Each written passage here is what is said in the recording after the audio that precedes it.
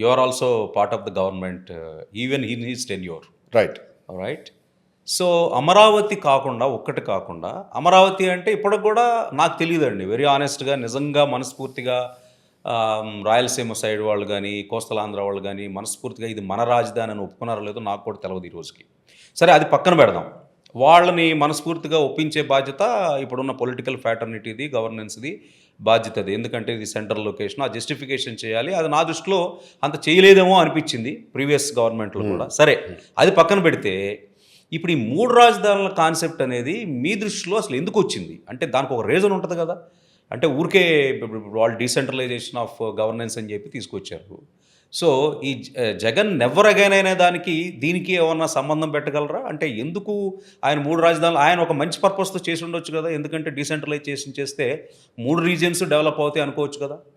ఇక్కడంతా మళ్ళీ హైదరాబాద్ లాగానే ఒకే చోట సెంట్రలైజ్ చేసేసేసి డెవలప్ చేసి ఆ తర్వాత మళ్ళీ కొట్టుకొని మళ్ళీ విడిపోయిన తర్వాత రాయలసీమ ఒక రాజధాని లేదు, లేకపోతే ఉత్తరాంధ్రకి రాజధాని లేదు అనే ఒక భయంతో హైదరాబాద్ నుంచి నేర్చుకున్న పాఠాలతో ఒకే చాటు వద్దు 3 చాట్లు చేద్దాం అన్న దానిలో తప్పేమన్నా ఉందా?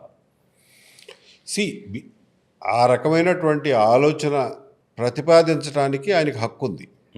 కానీ ఆ హక్కు ఆయన ఎలక్షన్ల ముందు ప్రతిపాదించుండి ఓకే ఆ ప్రతిపాదన మీద ఎలక్షన్లకు వెళ్ళి ప్రజల నుంచి దాని మీద తీర్పు అడిగితే ఒక రకంగా ఉంటుంది.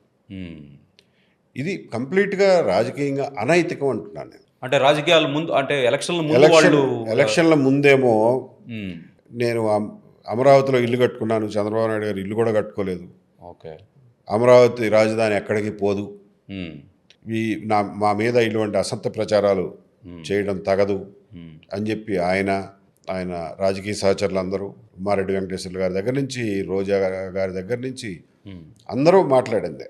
ఓకే మేలో ఎలక్షన్ రిజల్ట్స్ వచ్చినాయి, జూన్లో గవర్నమెంట్ ఫామ్ అయింది, డిసెంబర్ కల్లా మీరు 3 రాజధానులు పెడతాము, అమరావతిలో ఓన్లీ లెజిస్లేచర్ మాత్రమే ఉంచుతాము అని అనడం అది కంప్లీట్ ద్రోహం.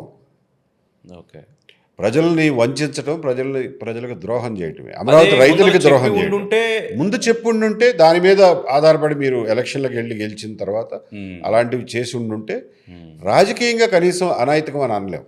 చట్టపరంగా అది కూడా చెల్లేది కాదు, అది వేరే అగ్రిమెంట్స్ ప్రకారం ఎస్టాపెల్ ఇవన్నీ ఉంటాయి. సో అది చెల్లేది కాదు.